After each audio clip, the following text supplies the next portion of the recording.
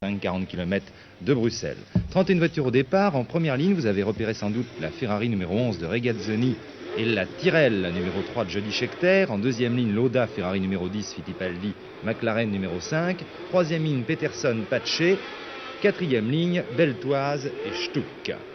Il y avait de nouvelles voitures aussi sur cette ligne départ, comme la Token britannique de Tom Price, et puis de nouveaux pilotes, Vern Schuppan qui faisait sa rentrée en Formule 1 sur Insigne, l'excellent pilote belge Teddy Pillet, incorporé à l'équipe Brabham, Tom Price et aussi Gérard Larousse qui a trouvé une Brabham BT42 qu'il pilotera toute la saison s'il en trouve le financement. 6 Français donc en Formule 1, 85 tours à couvrir. Circuit rapide, un très beau circuit avec des courbes vite et des virages lents. L'an dernier, Stewart l'avait emporté à 173 de moyenne devant François Sevel. C'est parti, regardez Scheckter à gauche sur l'écran et Regazzoni à droite. C'est Regazzoni qui s'impose, freinage de la courbe rapide au bout de la ligne droite. Regardez que Fittipaldi réussit à s'incruster, à se glisser à l'intérieur et à déborder Scheckter ainsi que Lauda d'ailleurs. Mais là, regardez, Scheckter reprend la 3e place à Lauda. Regazzoni donc en tête dans ce premier tour devant Fittipaldi, Jody Scheckter, Niki Lauda, Ronnie Peterson, James Hunt, Jean-Pierre Beltoise et Carlos Pace. Rega, Ferrari numéro 11, Emerson Fittipaldi, McLaren numéro 5, 3e position la Tyrrell numéro 3 de Jody Scheckter, en 4e position la Ferrari numéro 12 de Niki Lauda, vainqueur du dernier Grand Prix en Espagne, et puis en 5e position Ronnie Peterson sur la Lotus numéro 1, ce n'est pas tellement l'année des Lotus apparemment, et puis en 6e position Jameson sur la SKS. La SKS financée et construite par le pittoresque Lord SKS et qui obtient, ma foi, d'excellents résultats. Une très bonne voiture et aussi un très bon pilote britannique, ce Jameson. Pace est 7e, Jean-Pierre Beltoise 8e. Pescarolo, lui, a été victime d'un accrochage avec Edwards et a dû abandonner. Il faut dire qu'Edwards n'est pas très commode, aussi bien en essai qu'en course, et gêne pas mal de ses collègues. Petit à petit, vous allez le voir, il y a un groupe va se constituer en tête de la course et va creuser l'écart. Un groupe qui comporte 6 pilotes, Regazzoni, Fittipaldi, Scheckter, Lauda, Peterson et Hunt. Et ce groupe va petit à petit creuser l'écart sur Pace et Beltoise qui emmènent un 2e peloton avec Depailler, Elwood, X, Merzario, Ulm et Jarier. Depailler va d'ailleurs réussir à se dégager de ce peloton pour tenter en vain de rejoindre le groupe de tête. Vous voyez, je vous donne à l'avance la physionomie de la première moitié de la course. 6 voitures en tête donc, Rega, Fittipaldi, Scheckter, Lauda, Peterson, Hunt. Depailler faisant la transition avec un 2e groupe emmené par Pace et Beltoise. Ici, les 6 voitures de tête.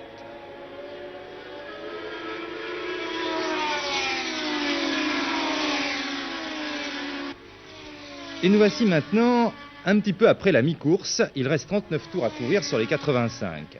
Vous allez voir tout d'abord James Hunt arrêté. Il a perdu une roue et est sorti de la route. Il occupait à ce moment-là la 6e place derrière Peterson qui vient lui aussi de s'arrêter, victime de vibrations et d'une fuite d'essence.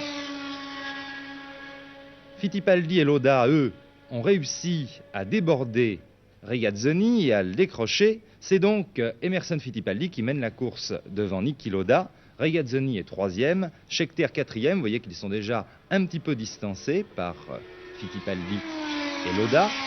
Depailler occupe la 5e place et Beltoise lui revient très fort sur Depailler. Il est 6e et il emmène Elwood, X, Ulm et Jarier. Pace, lui, a dû s'arrêter. Il a perdu un tour.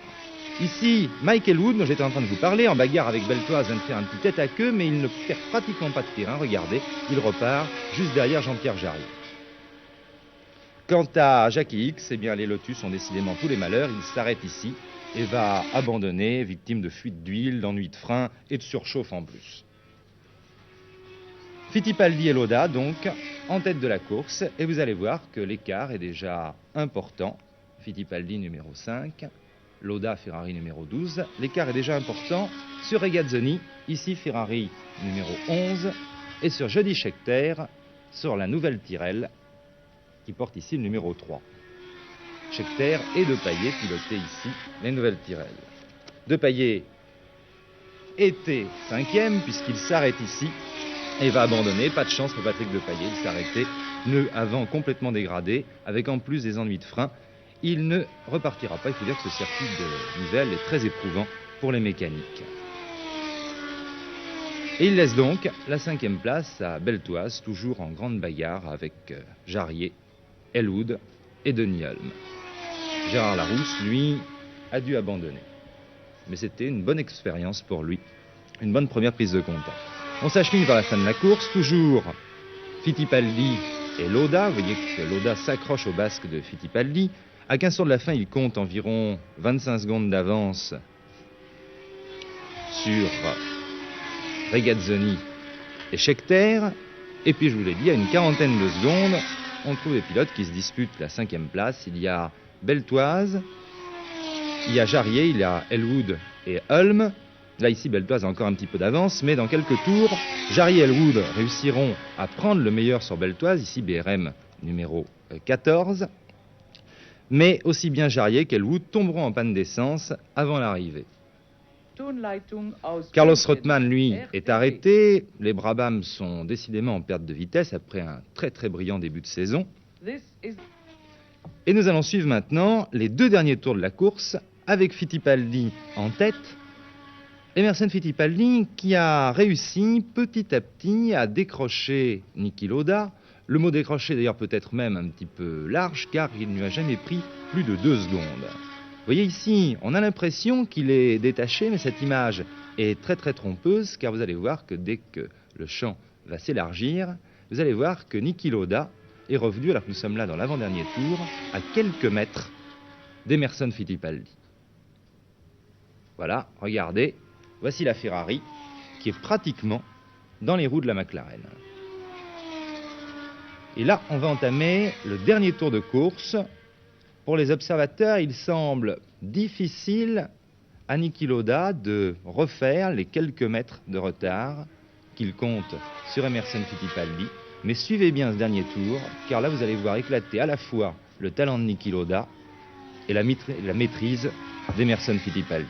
Niki Lauda va jeter toutes ses forces dans ce dernier tour pour grignoter mètre après mètre. Regardez. Il faut dire que cette Ferrari est sans doute la meilleure voiture à l'heure actuelle.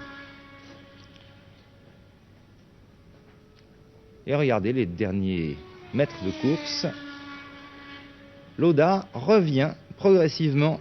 Fittipaldi lui donne le maximum tout en évitant de prendre le moindre risque. C'est d'ailleurs toute la difficulté de la course automobile.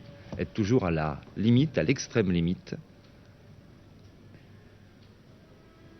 Fittipaldi a fait une grande démonstration aujourd'hui. Regardez Lauda.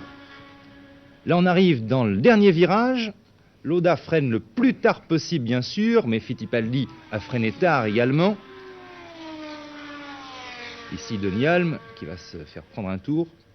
Regardez, il s'écarte pour ne pas gêner les 2 premiers. Et les voici. Lauda va tenter l'impossible. Il va essayer de jeter sa voiture vraiment sur la ligne d'arrivée. Regardez, vous allez le voir déboîter. Mais il va échouer pour 1 mètre environ. Et c'est Emerson Fittipaldi qui l'emporte devant Niki Lauda. Scheckter va prendre la 3e place car Regazzoni est tombé lui aussi en panne d'essence dans le dernier tour. Il va franchir la ligne d'arrivée en roue libre, mais il ne prendra que la 4e place. Et là, on peut regretter d'ailleurs un petit peu que le réalisateur suive le tour d'honneur d'Emerson Fittipaldi, car il y avait encore des bagarres intéressantes pour les places. Et ces places sont importantes puisqu'elles donnent aussi des points au championnat du monde. Donc Scheckter, 3e, Regazzoni, 4e, et Beltoise va conserver la 5e place sur Denis Hulme. Vous allez voir dans quelques instants Jean-Pierre Beltoise franchir la ligne d'arrivée. Au championnat du monde, eh bien, ça crée encore une situation bien fantastique puisque Fittipaldi prend la tête du championnat du monde avec 22 points, il compte 2 victoires et une 3e place. Niki Lauda, lui, compte maintenant 21 points, une victoire et 2 deuxièmes places. Regazzoni, 19 points. Vraiment, c'est ce qu'on peut appeler un duel serré. Vous voyez la voiture de Regazzoni, ici à gauche, qui n'a même pas pu boucler un tour supplémentaire.